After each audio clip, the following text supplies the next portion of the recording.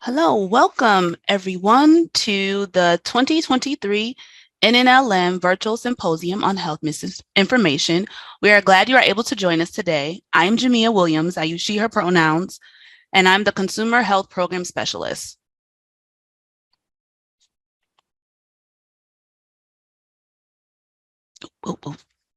Went too far. All right, we just have a few technical items to cover. All attendees have been muted, but we do welcome your questions and comments in the Zoom chat at any time. V Fairs is proudly providing technical assistance today. NNLM staff will keep an eye on the chat with me. Please be sure to select everyone from the drop-down menu when posting your comments in chat to ensure everyone sees them. Submit questions for the speaker using the Q&A function to ensure they do not get lost in chat. We have a live captioner for this event. You can access the closed captions by clicking on the icon with the three dots and then selecting closed caption. If you would like to share on social media, we encourage you to use the hashtag for the event, HelpMisInfoNNLM. Before we get started, I would like to share a little about who we are. The National Institutes of Health is the nation's leading medical research agency. Many of you might be more familiar with the National Center for Allergies and Infectious Diseases, which is one of the many institutes and centers at NIH. NLM, or the National Library of Medicine, is one of the 27 institutes and offices of the National Institutes of Health. It's the world's largest biomedical library and produces online resources like PubMed and Medline Plus. NNLM, the network of the National Library of Medicine, is an outreach program of NLM, working to ensure health professionals and the public have equal access to health information. NNLM is made up of 7 regional medical libraries, 3 national offices, and 4 national centers, all providing training, funding, and engagement opportunities to over 9,000 NNLM member organizations. It is my pleasure to introduce today's speaker, Winn W. Wasson. Thank you. All right, let's see here. Oh, yes.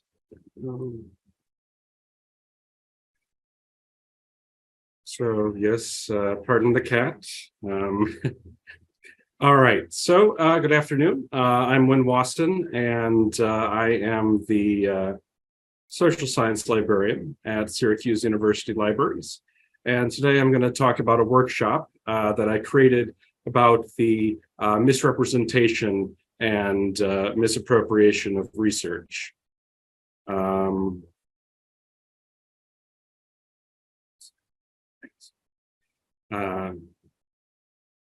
right, so a few things to note before I begin. Obviously, this is a symposium focused on health misinformation. The workshop I'm presenting on is geared for a broad audience of researchers and future researchers, because the misappropriation and misrepresentation of research is a problem that faces multiple fields.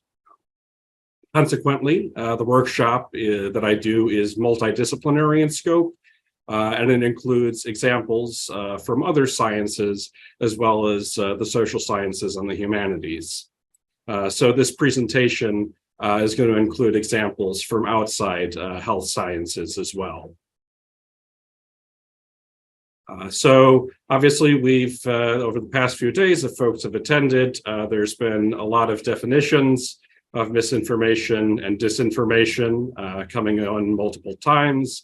And of course, Dr. Nicole Cook also spoke about malinformation at this symposium. That said, yesterday at his keynote, Jevin West spoke about the importance of having a shared definition of the terms. So I'll go ahead and just briefly define them.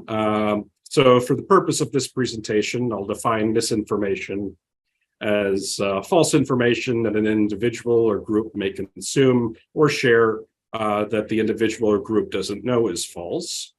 Disinformation will be false information that is created purposefully for the purpose of misleading others by, and it's created by an individual or a group who knows that the information is false. And then I'll use Dr. Cook's definition of malinformation as false information that is shared with a distinct intent to cause harm, and in the case of racism, to maintain the status quo. So the issue with false information is, of course, the effect that it has on society. Much of the US media's focus on false information has been on how it increases distrust or hostility toward authority and fellow citizens, possibly leading to social breakdown. We saw this with false information about COVID-19 and many other events that occurred in the year 2020. But another effect, I think, that's just as important is the goal or effect of misinformation, not discussed as much, is to suppress active citizenship by encouraging defensive inaction. That latter point brings me to where my interest in misinformation and disinformation actually started. So I started to get interested in mis and disinformation after a contested presidential election in which protesters were using social media to say that the election had been stolen and in order to organize protests. And I'm sure you all know that I'm talking about the 2009 Iranian presidential election. At that time, US media was covering about how individuals were organizing protests in Iran using Twitter. And I decided to take a look at the messages that were going out on Twitter and found an interesting phenomenon. So you would see person A would give a date and time and location for a protest, and person B would respond by saying, no, person A was with the regime and the protest was a trap. Then person A would respond and say, no, person B was with the regime, it wasn't a trap, come on out. And many of the tweets, especially those naming the date and place of the protests, have since been taken down, and what remains is generally the ones that warn of traps. But these two right here generally illustrate what occurred. One from June 5th, 2009 says, I think the rally at Imam Khomeini's grave is also a trap. It's very far from the city and they can slaughter protesters, #Iran election. The other earlier from June 20th says, do not let fear keep you from rally. Fear of man is its own trap. #Tehran, #Iran election, #Iran elections. So in truth, tweets encouraging people to go to a rally or telling them that they were traps could have both come from individuals within the regime. But the effect of the confusion would be for Iranians to stay home because that was the safe choice, and that would basically help things settle down. As I said on the previous slide, one goal or effect of mis and disinformation is increased distrust and hostility toward authority and fellow citizens, possibly leading to social breakdown. But another, as I said, is to suppress active citizenship by encouraging defensive action, or defensive inaction, excuse me. As those of us here know, misinformation and disinformation creep into the public's understanding of research, which can take a few forms. So first, there's the misunderstanding of research, which is somewhat akin to misinformation. Essentially, an individual comes to faulty conclusions about research, either on their own, or they'll adopt the faulty conclusion of an indirect source of information about the research. And of course, that person can share those faulty conclusions with others. Then there's the misrepresentation of research. I define this as misrepresenting the conclusions of research or putting forward misleading selective representations of the conclusions. So this is a lot of times done to support an ideological agenda or political actions. I think it could be considered misinformation or disinformation, depending on whether the individual behind it knows whether what they're saying is not an accurate depiction of the researcher's conclusions. And just to give you some examples here, notably many of these comes from journalistic sites, which has been noted at the symposium are frequently where the rumors get started in mistranslating what research has to say. So one here is a story from NPR about unauthorized immigration and the number of arrests by the U.S. Customs and Border Patrol. Basically, one person could be arrested multiple times in the course of, say, a single month, but each person's arrest does not necessarily constitute a unique individual. This might have the effect of making the problem seem larger than perhaps others might think it already, than it might think it really is. And of course, not everyone knows this, but there are some people who are aware of the distinction between apprehensions and unique individuals, but leave it out to create an implicit narrative that these are unique individuals. So, sort of the bread and butter of misrepresenting research is selectively interpreted statistics, a frequent tool of misrepresenting research. And of course, there's no dearth of examples from the pandemic. At one point, some people were announcing that convalescent plasma created a 35% reduction in COVID-19 mortality. They cited a Mayo Clinic study. However, in addition to the study not yet having undergone peer review, it looked at individuals who received high concentrations of convalescent plasma versus low concentrations of the convalescent plasma. There was no placebo control done, and that 35% was distinguishing mortality between the high concentrations and the low concentrations, rather than, and it had no control group receiving a placebo whatsoever. And then there's misappropriating research. This usually entails a reasonably accurate representation of the research, but they use it to support an ideological agenda or political actions that the researcher does not advocate for.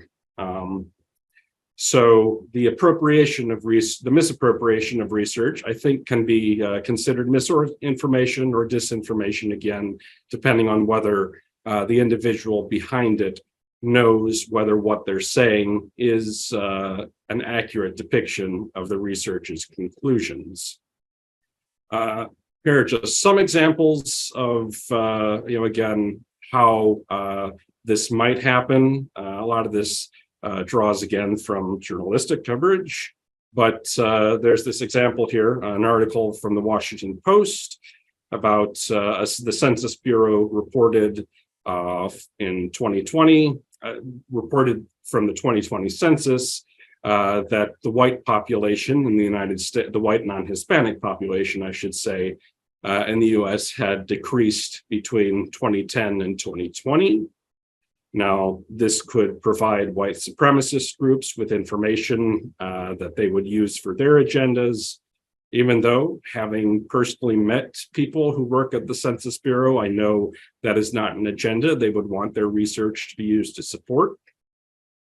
Also, the New York Times published this study about a hypothesis that the virus that causes COVID-19 is more likely to mutate and thus create new variants in patients with weakened immune systems. I should note that some of the studies that the New York Times article cites are case studies that only have one individual patient as a subject.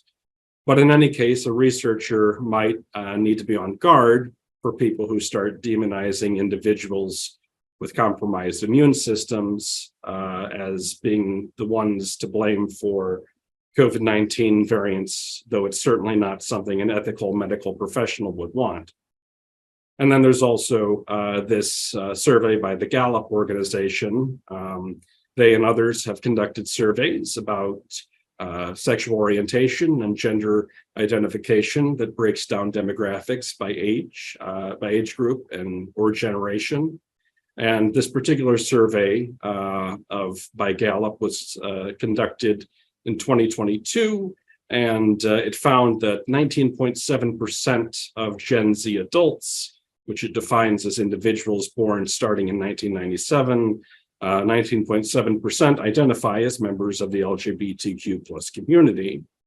And one needs to be prepared for research like this to be used as justification for efforts that we currently see to curtail access to information about sexual orientation and gender identity.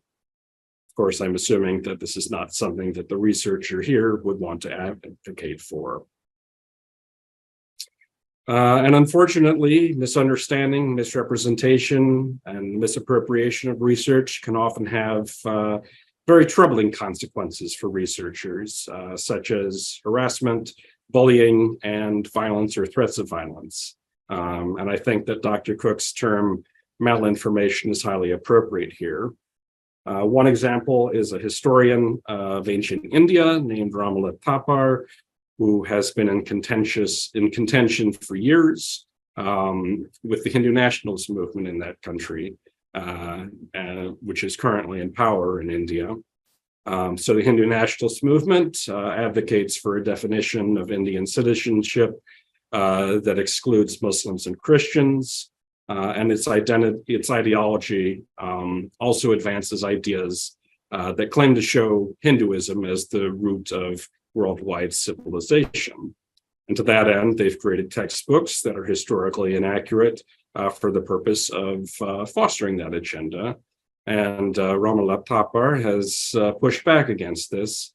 And as a result, she's been on the receiving end of death threats for years. And more recently in the US, medieval historian Dorothy Kim has pushed back on narratives about the Crusades, and has narratives about the Crusades that are advocated by the alt-right to advance their white nationalist agenda. And as a result of her taking that on, she was doxxed by Milo Yiannopoulos and has been harassed by other members of the alt-right online community. And of course, we have seen multiple examples of this happening with public health officials. Since the start of the COVID-19 pandemic, public health officials at all levels of government, it should be noted. Now, we do need to note that this is not all happening in a vacuum. At the LOEX 2022 conference, Elizabeth Ellis, Megan Webb, and Amanda Kaufman gave an excellent presentation about how and disinformation are spreading, not just because of technology and psychology, but because of a wider decline in trust in authorities and institutions. So there are social, cultural, historic, economic, and political contexts to this decline in trust, and technology is just aiding it. That said, Ellis, Webb, and Kaufman do point out that these institutions have by no means been neutral with regard to race, ethnicity, sex, gender, socioeconomic status, geographic location, and many other factors in identity or one's circumstances. And so with that in mind, they point out that much of the commentary on the decline in trust in authorities and institutions has been written by people who have been beneficiary of these institutions as they have existed. So the last time something like this happened at such a scale was probably when the printing press became widely used. And so in a way, it's somewhat analogous to the idea of the printing press as an analogy to the internet. So the printing press was a factor behind the success of the Enlightenment and the Reformation, which of course replaced the authorities and institutions of medieval and pre-modern Western Europe, especially the primacy of the Roman Catholic Church, with the authorities and institutions of the Enlightenment, though like with today's trends, there were other factors that were contributing to those movements. And as I mentioned, with the previous slide, the Enlightenment was not neutral, but it largely contributed to the authorities and institutions we have today, which of course are the ones that are now being challenged. So these are the issues that researchers have to contend with these days, and I thought it would be good to prepare researchers and future researchers for these scenarios and the environment that fosters them. So I created and have taught a workshop on the misrepresentation and misappropriation of research for the Syracuse University Libraries Learn at Syracuse University Libraries Workshop Series. The current title is The Misappropriation and Misrepresentation of Research, Strategies for Facing a Growing and Problematic Trend. And I've taught it 6 times so far and have another iteration slated for May. So a little bit about the format. They're about 50 to 60 minutes in length. And I also have an extra 15 minutes at the end for discussion. The workshops are geared toward both faculty and graduate students. That said, the participants have been graduate and undergraduate students, as well as visiting scholars. With regard to the content, I start with a content advisory that some of what we'll cover might be upsetting, and that participants should feel free to leave if they need to. I also have a disclaimer about what the workshop is designed to do and what it is not designed to do. It's a complicated topic. I encourage them to get the expertise of others who have different training and lived experiences than I do. And then I open with some questions about common misconceptions about their field of research and some specific examples of research in their field getting misunderstood. And then I present the why of the workshop, which is essentially what I shared with all of you in some of the previous slides.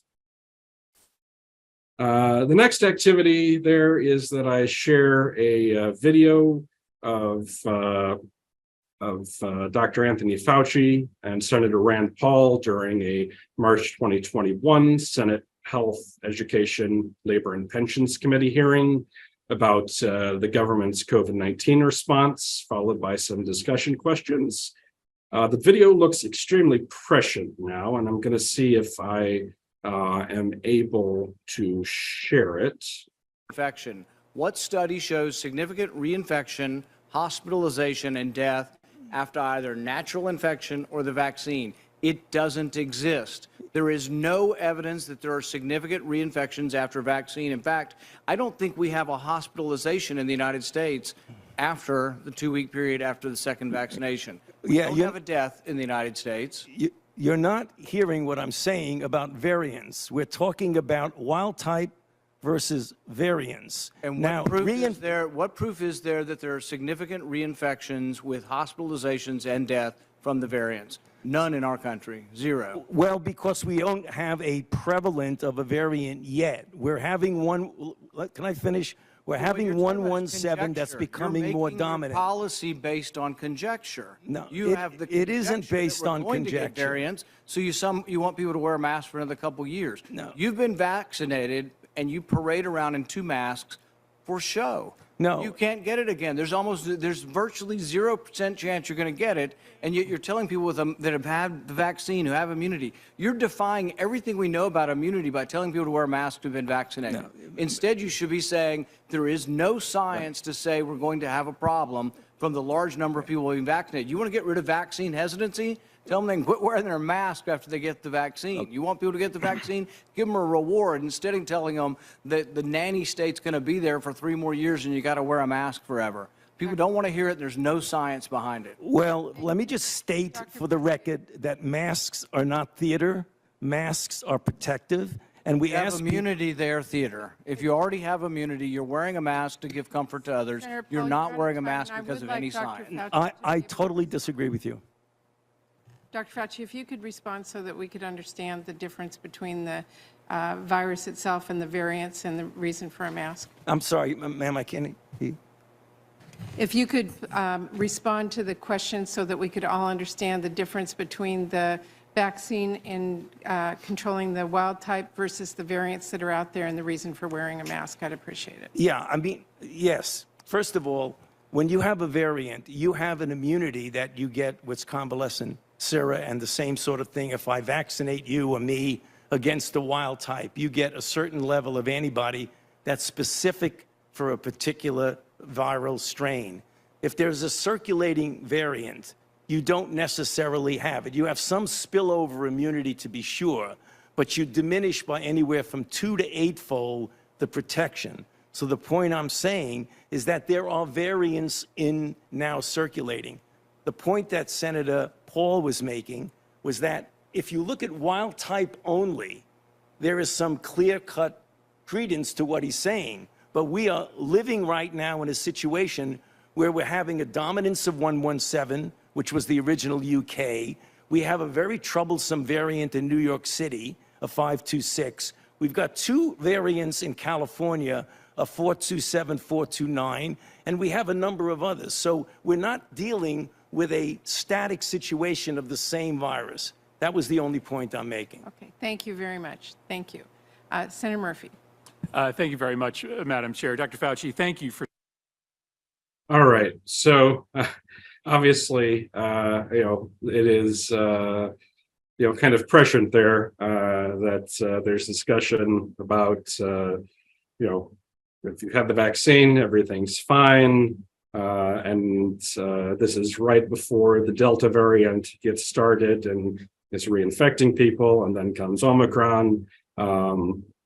So first time I used that clip was in April of 2021, and when I came back to use it again in the fall of 2021, it was quite stunning to watch again. So thus I've continued using it because I think it, especially in retrospect, does point out, is all the more impactive. So the next, after I show that video, I have workshop participants look at what it was that what were some techniques that Dr. Fauci has used to counter the narrative that Senator Paul is trying to push. And then I asked participants what Dr. Fauci could have done better. Many of the responses about what he did well hit on the techniques that I cover later in the workshop and that I will discuss later in this presentation. And the main constructive criticism that participants make of his techniques, though, is that it's very heavy in jargon. Though it should be noted that he was using the language of the time, which is March 2021, to describe the pandemic when Greek letters had not yet been adopted to denote the variants. And so there's the prevalence of the numbers. There's also the use of the term UK variant, that the numbers have been, Greek letters have been put in place to supersede. Then I get started on strategies for countering the misappropriation and misrepresentation of research. So first and foremost, I say to participants, if they're doing teaching, whether it's as lead instructor or as a teaching assistant, I encourage them to use the undergraduate classroom as a trial run. And it runs on the assumption that the general public is going to have at most the understanding of their research that undergraduates do. So I tell workshop participants, ask students in their class about what they might have heard about their topic. This particular technique derives from my own experience teaching political science at community colleges for 6 years. I was thrown a lot of ideologically slanted information, some true, some false. There was always an instigator, and I needed to respond to it. And so there were some approaches that I developed that I share with the workshop participants, and then I'll share here momentarily.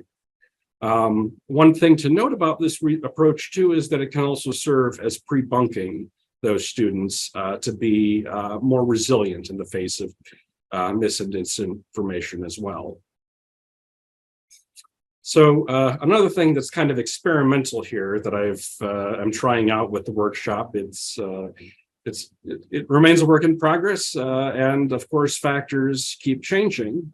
So during the last iteration on this past March 22nd, I decided to experiment with ChatGPT to see how well it might do as a stand-in for an undergraduate classroom, particularly if someone is not teaching. So I had the workshop participants tell me about the subject of their research, and then I asked ChatGPT to tell me about the subject. Then I asked ChatGPT to rephrase the explanation as for a high school level audience.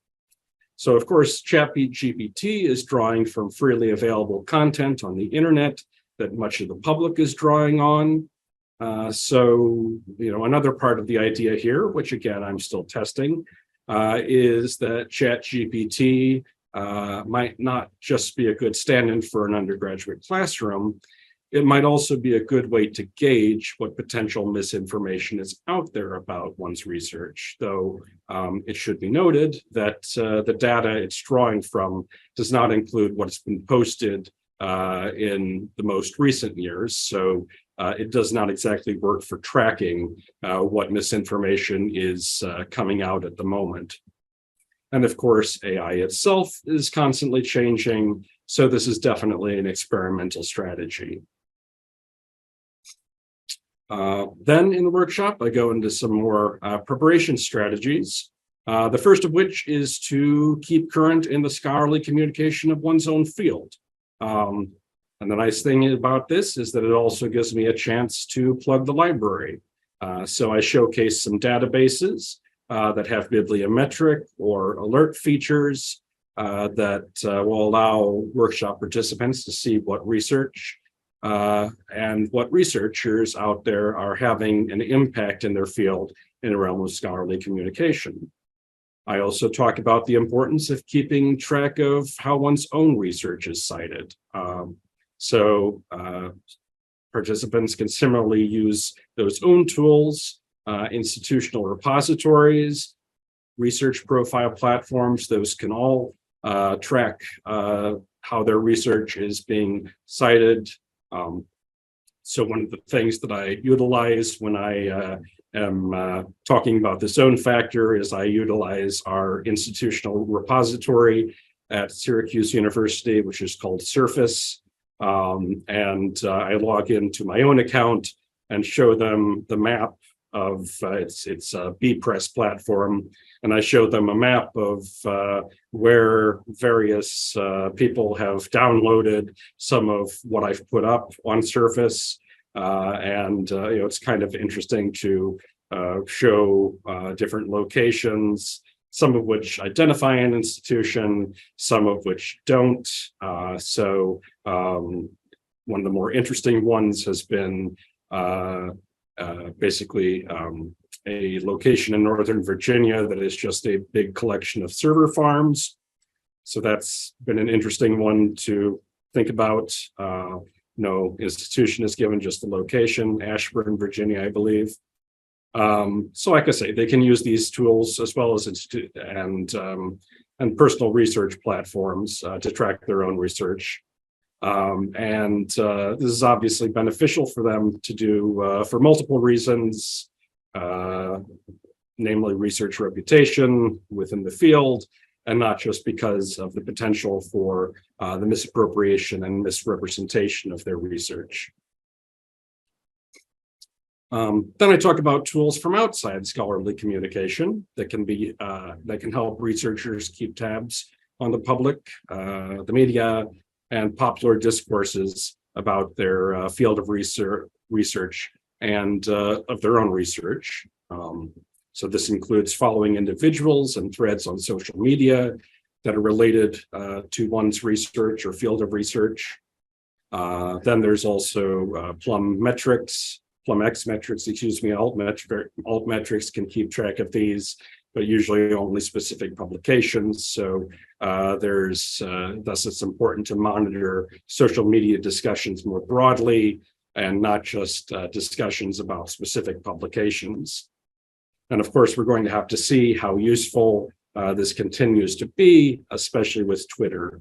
Again, this is very rapidly revolving, and so each iteration of this workshop that I do changes in some way from the previous one.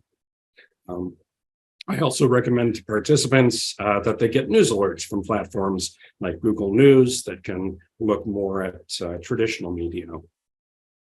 And depending on the platform, some research profile platforms can also be a useful way to keep track of the coverage of one's research in the news and on social media. So when I'm offering the workshop, I also offer some strategies for handling situations when they come up, not just preparation. And again, advising them to practice these in a classroom setting, which of course is, like I said, is where I develop them. One suggestion is to find a grain of truth in the falsehood and then correct that misunderstanding.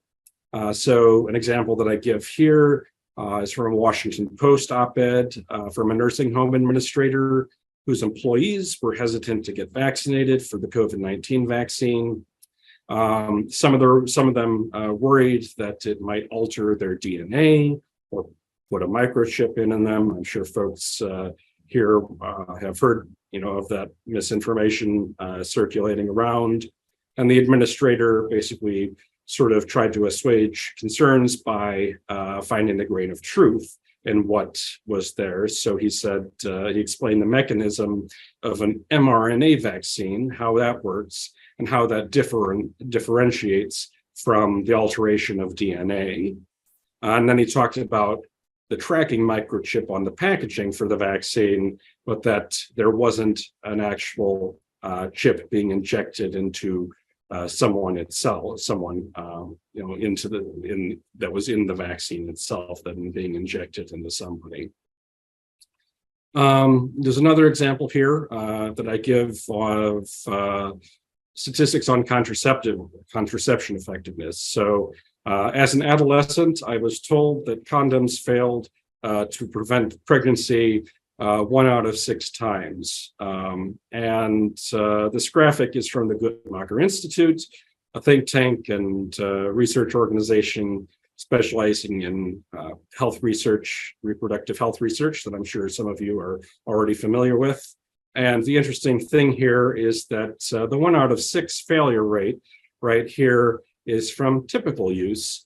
With perfect use, the failure rate is only 2%, not 16%. And this particular example of finding a grain of truth segues into another strategy of handling a situation. An audience might be skeptical when you're showing them information that contradicts their worldviews. So I recommend to workshop participants that if they can, they should take an organization or individual that provides accurate information about the issue in question and show that organization or individual also providing information that has been used to support other causes that the audience might support. And this was the case with these Guttmacher Institute statistics. In 2014, while I was still teaching, a student in one of my classes was providing inaccurate statistics about contraception to the entire class. So I showed a contemporaneous version of this graphic that's on this slide. And then I showed statistics that the Guttmacher Institute put forward in 2014 about the number of abortions in the United States from Roe v. Wade to 2014. I did clarify to students that the Guttmacher Institute supports legalized abortion, but that anti-abortion groups have used their statistics in their arguments against abortion, which was the view held by this particular student. So the idea was, here's some accurate statistics about contraception. And by the way, this organization has also supplied information that is used by causes you support. Now, of course, the Guttmacher Institute could see this as misappropriation of their research, but I did want the students to trust that the information I was showing about contraceptive effectiveness, I wanted them to trust that because I worried that inaccurate statistics could affect that the inaccurate statistics that this one student was providing could affect other students' decisions and behaviors. When I was teaching political science, I very much made a point to stay out of giving my own opinion unless it was about health information and health misinformation. And then I did correct things because there it has a lot of stakes, as we all know, on people's lives.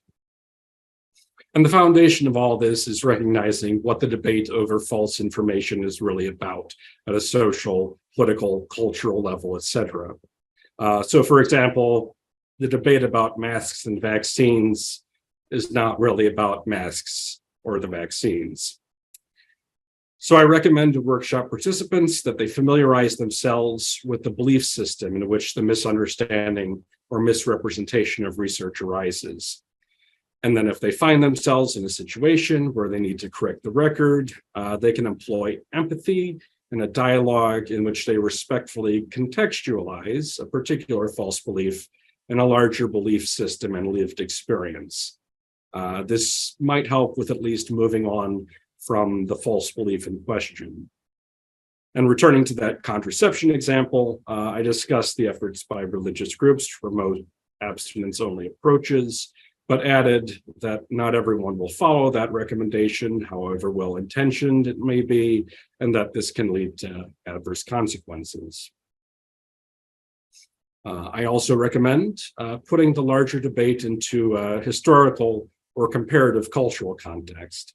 So people might begin to think more broadly about their belief system if they learn about analogs from another time and or place.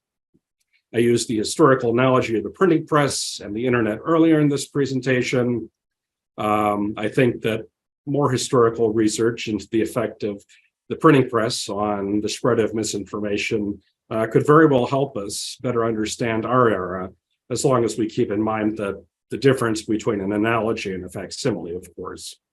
Another great example was at a presentation yesterday by Tenley Sablatsky, I hope I'm pronouncing that correctly, about a historical analogy between London's cholera epidemics and the COVID-19 pandemic. I highly encourage when videos are shared that people visit that presentation if they have not already.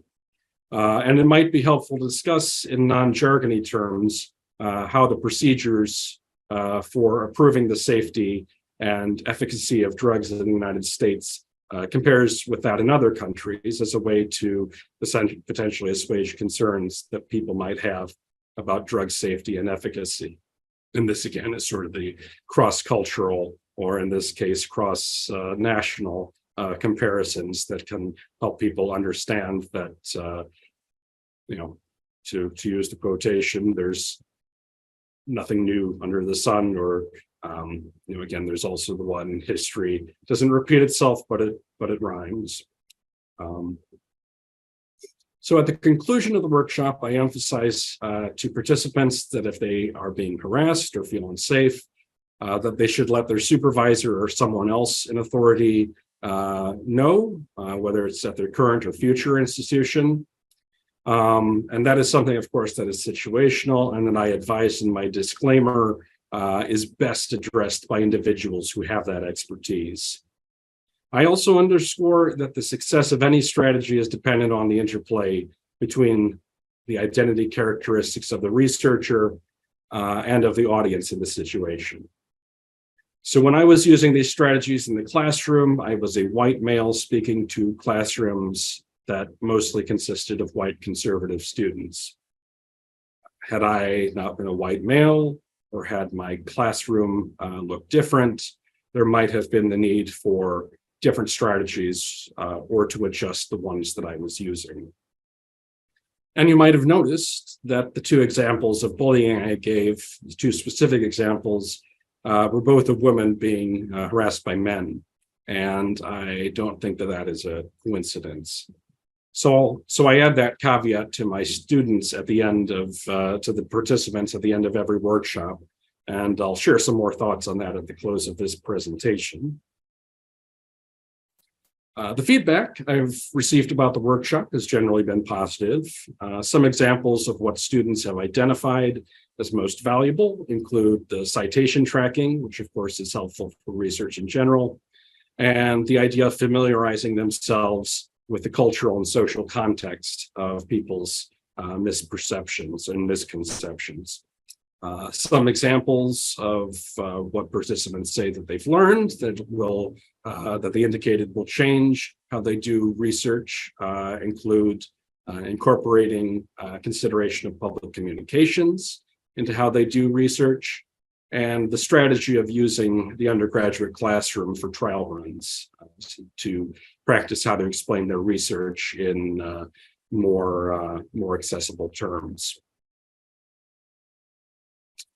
In terms of takeaways, I found that many participants have already had an experience with people misunderstanding their field of research or their own research, frequently from family members. I've also found that students want to have in-depth conversations about the topic, in addition to having that workshop about strategies for preparing and handling situations. So originally the workshop was basically 50 to 60 minutes in length, and that was it. But there was one time when it went, I think, 15 to 20 minutes over. And so since then, I've added that extra 15 minutes for discussion at the end. Workshop is still a work in progress, and I'm working to improve assessment of its effectiveness. Unfortunately, attendance has often been suboptimal. I stopped holding workshops on Zoom because the 2 workshops that I scheduled in the fall of 2022 were on Zoom. People signed up and no one attended. Again, I think folks were anticipating there'd be a recording, but if there's nothing to record, there will be no recording. So, from here on out, I'm holding the workshops in person again. There's also that difficulty of following up with participants to see if they've utilized the strategies of the workshop, and if so, what results they've had. And I'm cognizant that there are limitations to what I can teach students based on my own perspective and lived experience, and that I'm going to be unaware of many of those limitations until someone points them out to me. So coming back to the caveat, I left the workshop's participants with, addressing this issue is going to require dialogue and collaboration that includes a diverse array of perspectives and lived experiences. Consequently, I'm looking for potential collaborators, including perhaps some of you who are also interested in defending research from misappropriation and mischaracterization, and defending researchers from bullying and harassment. So here is the bibliography. I will wait a little bit on that in case anyone wants to capture it real quick. And with that, thank you, and I'll be happy to take questions.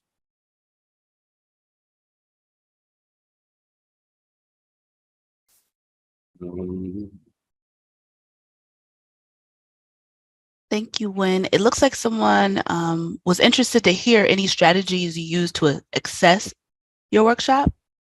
Yes, that is, like I say, right now it's sort of in its infancy now, and so the assessment that I've gotten right now is mainly been what folks have gotten out of the workshop and sort of what they intend to do going forward.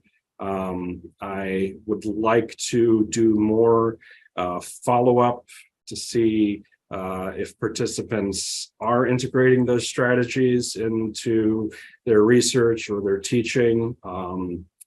I would like to do that. I have not done that yet. So assessment is something that I would like to be more intentional about. And like I say, looking for ways that that might occur with following up with participants and seeing effectiveness. And then there's also the notion that again, it's been a limited audience, unfortunately. And so I'm curious, like I say, interested to see if there might be potential collaborators out there who can, see, how well this works in other venues as well.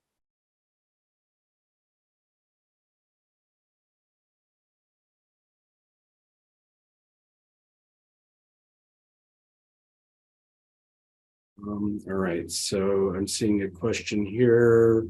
Can you give an example of how you present content differently when you have different audiences, especially how you mentioned an all-white conservative audience versus one that is not? I did. There is one of the things that I try to do there is to sort of look when I'm doing this workshop, see the audience ahead of time. So I try to, when I'm using examples here, use examples that are not necessarily culturally sensitive, because I do in the workshops get a lot of international students. So I have found, though, that the examples that I have used have not generally caused issues, but it is one of these things that interacting with the different audiences that come to the workshop. Again, there is the point that white male talking to a white conservative audience, and it was pointed out to me by some international visiting scholars, the notion that language is also an issue in how someone is perceived. And because of that, that was something that they noted, that it is language is another issue that can affect receptiveness too, that I now definitely keep in mind. Let's see, next one, is there a component of self-care when discussing this with students? Seems like a topic that unfortunately can be so emotional, especially when students are defending their research against their families at times. That is another workshop that I'm working on with some colleagues of mine at SU, is basically information wellness. I think that definitely, when we're working on putting that together, I think that is a good idea to integrate into this particular workshop as well. And I think one thing I would say is that I have noticed that in the past, at a previous institution, I put together a January term course about basically media literacy, and it was based on the notion of information creation as a process in the ACRL framework, basically looking at the process through which news gets from an observation of the field to what one consumes, and then the psychological process that goes on when we evaluate it, to try to educate it that way, rather than necessarily labeling information as good or bad information. And I noticed it had a toll on the students. And so for the last session there, I brought in a counselor at that institution to talk with the students about basically techniques for stress relief and wellness in general.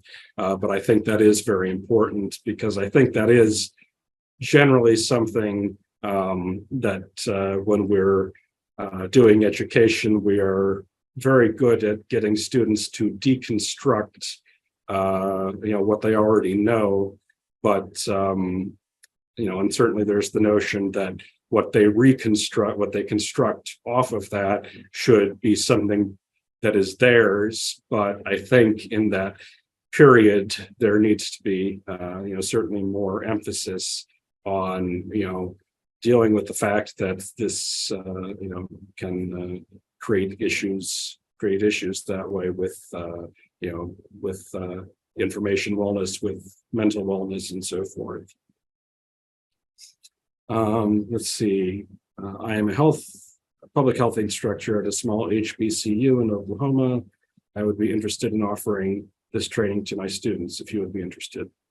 Yes, please. My email is there, so please feel free to email me.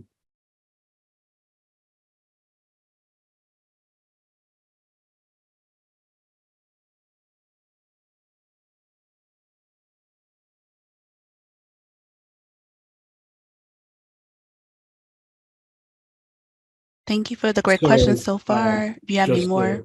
a response to seeing in the chat here, I bet collaborating, co-presenting with a researcher whose work has been directly miscommunicated and misappropriated would be powerful. I do want to incorporate, there is actually a new faculty member, she's new this year in our anthropology department, who deals on issues of migration to Russia, particularly from outside of traditional, outside the former Soviet bloc. So basically from, say, Western countries, migration to Russia, often because of cultural or tax issues and so forth. And she certainly has been at the receiving end of that. So I am looking to, essentially, be collaborating with her in the future as well. We've discussed that.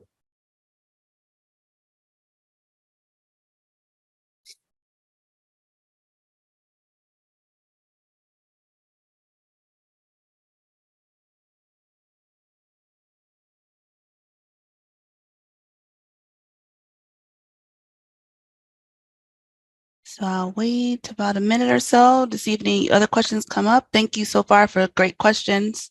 Oh, here one, there's a question. Do you get researchers in your workshop who have dealt with the aggressive trolls who attack their research? I'm wondering how you would advise them. This also relates to information wellness, I think. As of yet, like I say, I have not had folks yet who have had to deal with that level. Most of the folks I have had in the workshop at this point have been graduate students. But like I say, that is one point why I'm planning on collaborating with the anthropology professor, because I think she has, due to the nature of her work, she has, I think, been on the receiving end of some of that. So are there any of the questions that you've noticed that I've missed, or? Nope, I haven't seen anything else. Okay. A lot of thank yous. Yes, yeah, thank you all for coming. And like I say, if you were interested, please feel free to email me there. Yes, thank you so much for Winn, Wasson. Just a few items before we end the session. If you're interested in claiming MLA CE credit for this session and others, you'll receive an email after the symposium ends with a questionnaire and instructions to claim CE. We have 30 minutes until our next session. We encourage you to visit one of the booths for the event, then maybe get away from your computer, move, stretch, get a drink, and maybe go outside. We look forward to seeing you in our next session at 3 p.m. Eastern. Thank you for joining us for day 3, which is the last day of the Health Misinformation Symposium. Before we wrap up, we want to encourage you to join the network. Membership is organizational, not individual, and offers benefits such as funding opportunities and print resources. If you would like to continue exploring health misinformation, please join NNLM at up-and-coming sessions of our Health Misinformation webinar series. This series features presentations from expert guest speakers and will enable librarians, public health professionals, health educators, and healthcare providers to explore various aspects of health misinformation, disinformation, and malinformation, and learn practical and evidence-based solutions for how to identify it and help curb its spread.